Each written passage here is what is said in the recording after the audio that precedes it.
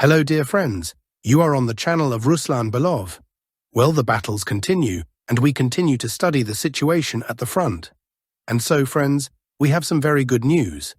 For example, Russian troops over the past day managed to push significantly into the Dnipro region. But there is also some troubling news. Which should I start with? Well, let's begin with the troubling ones, and then move on to the successes achieved by the Russian army over the past day. So the first news. Well, it's not exactly alarming, because the issue has already been closed. But still, Ukraine's GUR yesterday announced that they had regained control over the village of Novomykhailivka. This village is located in Donetsk region, right on the border with Kharkiv region. The GUR of Ukraine showed a video claiming that the village had been retaken by special forces and returned under Ukrainian armed forces control. However, guys on the ground quickly reported that all Ukrainian counterattacks had already been nullified and showed footage of what happened to those very same elite GUR commandos. They did try to drive in with a Cossack armored vehicle, but it was hit and burned, while those who attempted to hide in the forest belts were destroyed. There is corresponding footage of this. In the end, Novomykhailivka remains under Russian control. But the situation is not as bright on the eastern flank of Mirnohrad. There, it was not possible to control the junction in time, and the AFU managed to counterattack, reaching the village of Mirn. Now look at the map. Here's the front line, and here's Mirn. It became clear how they infiltrated there. In essence, they repeated the Russian breakthrough in the Dobropilia direction, 20 kilometers deep. The strategy was that soldiers moved at night in groups of 2-3, using special blankets invisible to thermal cameras, slipping into the Russian rear. A lot of such small groups entered behind Russian positions, reached FPV drone operator sites, and caused panic and chaos in the rear. As a result, in just a few days, Russian troops broke through 20 kilometers deep, but did not manage to fully consolidate there. Ukrainian forces then brought in massive reinforcements, tens of thousands of elite troops, and partially pushed the Russians back. At the moment, everything there has stalled, and Russian forces have already regained the initiative. So this is how Ukrainian troops reached Mirn, with about 60-70 soldiers making it in. Russian cartographers didn't mark it, but I'm telling you as it is. Between these villages, Ukrainian troops managed to insert infantry groups into Mirn. Now the question is whether Russian troops will be able to expel them in time, or whether the Ukrainians will try to hold on and widen this breakthrough.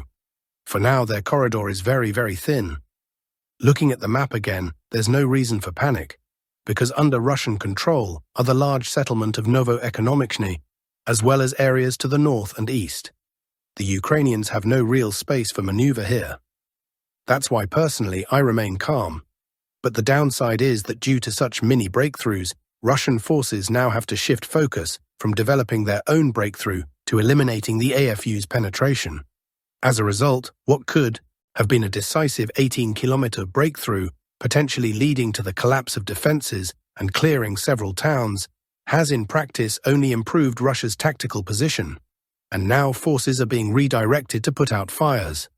That's how it is. Well, we've covered the hard part. As you see, I don't hide anything. Now let's move on to the major Russian success. We shift to the Dnipro region. Here, over the past day, the Russian army achieved significant progress, taking control of a 12.5 square kilometer area and advancing nearly 5 kilometers deep. This was achieved through a well-executed river crossing near the village of Yalta. By the way, who remembers?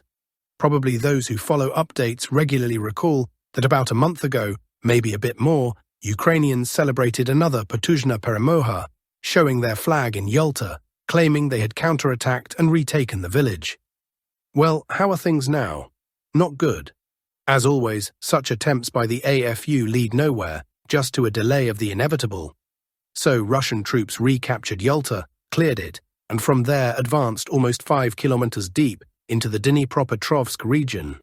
Moreover, they entered the village of Filia, and not just entered but took full control of it. Yesterday, footage confirmed Russian flags there. The village is small, around 150 residents before the war, but strategically important as the southern gateway to the large settlement of Novopavlivka. Looking at the map, you can see that the advance wasn't on a thin strip, but through a wide sweep, clearing all territory south and east, establishing a solid bridgehead more or less shielded from quick counterattacks. Aviation continuously strikes AFU strongholds north of the village, blocking the way to Novopavlivka. From current positions, it's only about 3 kilometers to Novopavlivka. Will Russian forces attempt to move in now? Hard to say. The settlement is huge, around 12 km, 4 times larger than the town of Rodinsky. It straddles both sides of a river and would require significant manpower to capture. Does Russia have enough forces at hand right now? I doubt it. Likely they will first tighten control north and east before approaching Novopavlivka directly. For now, let's record the fact. A 5-kilometer advance into Dnipropetrovsk region, a village taken, 12.5 km brought under control. This is the largest result so far, specifically in this region. Moving on. Another important development occurred on the Konstantinovka axis. Russian forces drove the AFU out of the last village before the reservoir, Kleban-Biak. The village is now fully under Russian control, opening the southern road to Konstantinovka. Essentially, once the reservoir is bypassed from the east, there are no settlements left before the city. Most likely, though, the immediate priority will be closing the pocket between Kleban-Biak and Oleksandro-Kalinove, an area of nearly 15 km not yet cleared.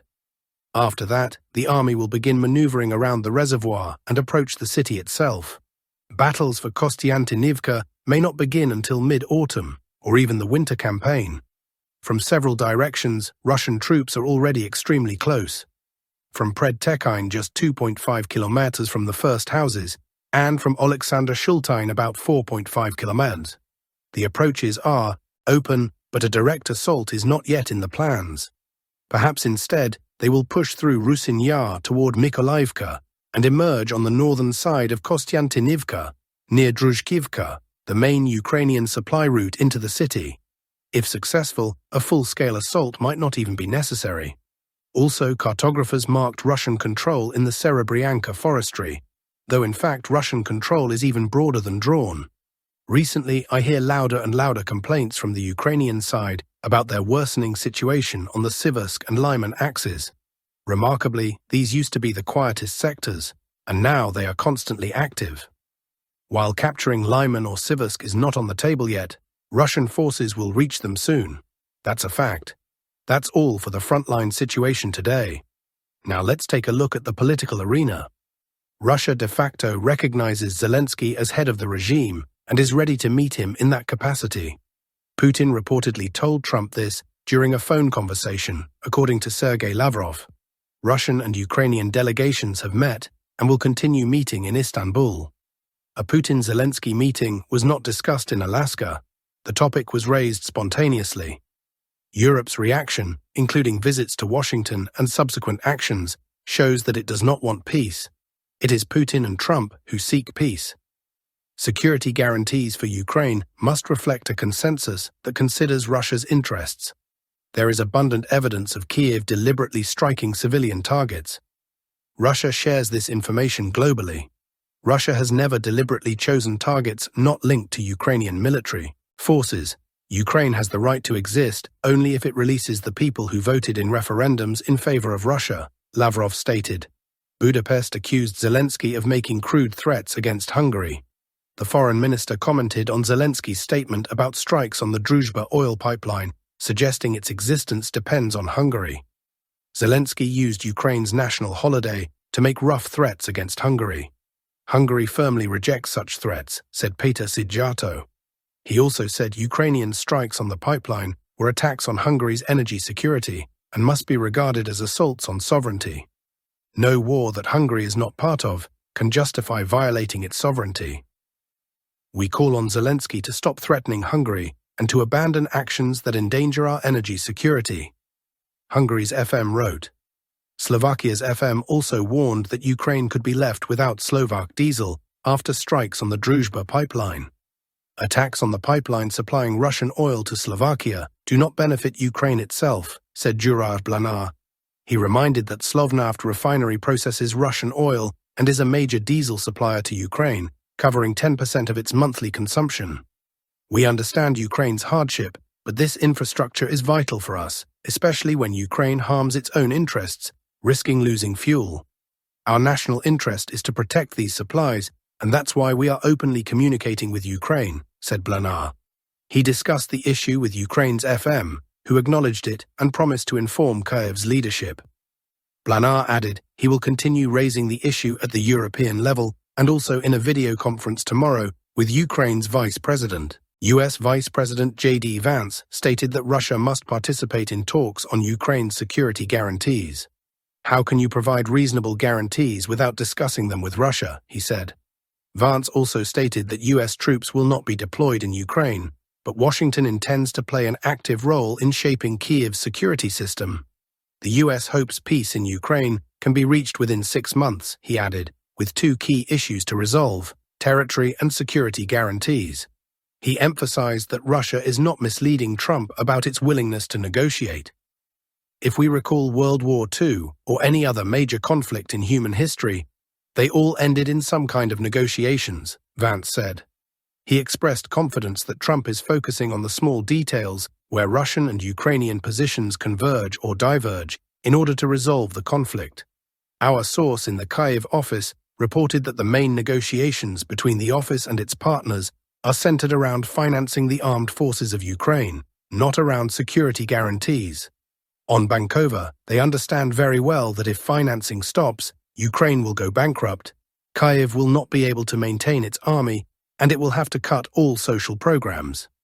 Meanwhile, the former chief of staff of the 3rd Separate Brigade of the Armed Forces of Ukraine, Bohdan Krotevich, stated that the AFU currently has no reserves, and those being redeployed are simply taken from other spots on the front line where brigades are only staffed at 30% of their full complement.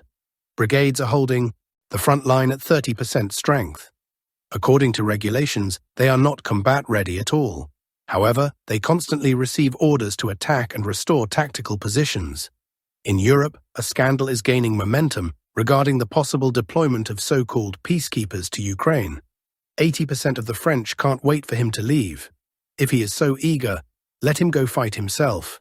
Italian Deputy Prime Minister Matteo Salvini once again attacked Emmanuel Macron. Macron is at a historic low in popularity. That is why they stirred up all this noise. According to the latest data, 80% of the French are eagerly waiting for him to leave, reported Fatah Quotidiano, citing Salvini's speech at his Northern League Party event. The right-wing politician described the French president as a bit touchy and again criticized his intention to send European troops to Ukraine. Is anyone ready to send their son to fight and die in Russia? Salvini asked the audience. Instead of sending others to die in foreign wars, we should all work for peace. I only said one thing. I am against sending our sons to fight in Ukraine. I did not insult him. He has been going on for months about war, nuclear umbrellas, missiles, and a European army. If he wants to go so badly, let him go himself. An article in The Economist, written by Margaret Macmillan, reviews the Anchorage summit where Trump and Putin attempted to launch a peace process for Ukraine. The author uses historical analogies, comparing this summit with other major meetings of world leaders in the past, and comes to the conclusion: summits promise more than they deliver if the beautiful picture is not backed by shared goals, deep preparation, and mutual trust. From an analytical standpoint, the Anchorage summit was weak from the start. Russia, according to The Economist, presented it as a diplomatic victory, but the US and Trump cannot afford to concede more than American society is already willing to accept. Zelensky, meanwhile, found himself in a difficult position, forced to maneuver between Washington and Moscow, knowing that the summit only highlighted the rift between the sides. If the negotiation process is built on illusions rather than aligned interests, it may not only fail but also worsen the conflict. The historical parallels Macmillan draws reinforce this troubling conclusion. When leaders meet but fundamental contradictions remain unresolved, such summits destabilize rather than stabilize the international system. An example is the meeting between Napoleon and Alexander I in Tilsit, where a formal alliance concealed a conflict that 5 years later led to France's invasion of Russia. The author stresses that emotions, personal ambitions, and wounded pride of leaders often influence the course of history more than diplomatic documents.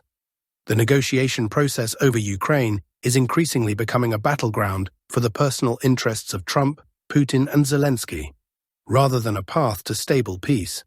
Without deep alignment of goals and genuine security guarantees, the Anchorage summit risks going down in history not as the start of a settlement, but as a moment when the illusion of diplomatic success masked a deepening divide. Meanwhile, the Washington Post describes the growing awareness in Ukrainian society that any potential peace agreement with Russia will almost certainly mean the loss of some territory. The paper cites MP Yehor Chernev, head of Ukraine's delegation to the NATO Parliamentary Assembly. The question is not whether we will give up land or not, but how much will go to Moscow, and whether Russia will gain new territories it does not currently control. The article highlights how emotionally difficult this recognition is for Kyiv.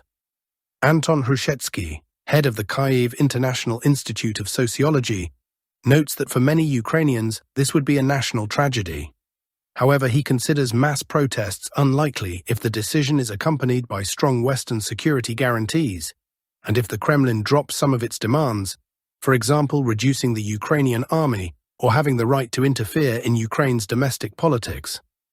Kyiv is effectively faced with a choice between territorial concessions and the risk of a prolonged war, in which the country's resources, including its human potential, are rapidly depleting.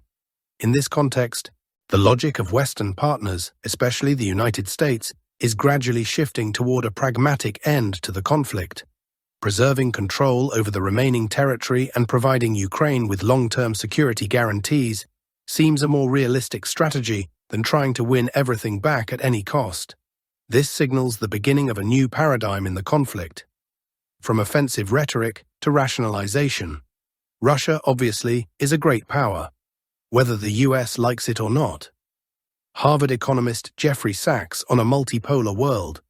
The real story of the end of Western dominance is that after 2 world wars, Europe, exhausted and morally devastated, gave up its colonies worldwide. With independence, those countries began at least some economic development, as well as mass spread of literacy, science, and technology. China became an example of rapid economic growth on this basis starting in 1980. Now this all means we live in a multipolar world. China is a great power. The US cannot defeat China. They couldn't even successfully fight a war with China in its own neighborhood, though they seem to be planning exactly that over Taiwan. India, in my view, is also a great power. Not everyone agrees, but I believe it already is one. It has a large economy by purchasing power parity standards. It is the 3rd largest in the world. It has a highly developed scientific, technological, and professional class. It is a nuclear power, and so on. Russia is obviously a great power, whether the US likes it or not. It is not a second-rate state, as Brzezinski thought. It is the largest territory in the world, 17 million square kilometers, a vast resource base, an incredibly skilled technological workforce, and so on. And it has a very strong army, with 6,000 nuclear warheads. All this means we live in a world different from the one the US expected after the collapse of the Soviet Union in December 1991. When the USSR collapsed, something American strategists had aimed for throughout the Cold War, they declared that now we had a unipolar world dominated by the US. But one task remained: to break up Russia.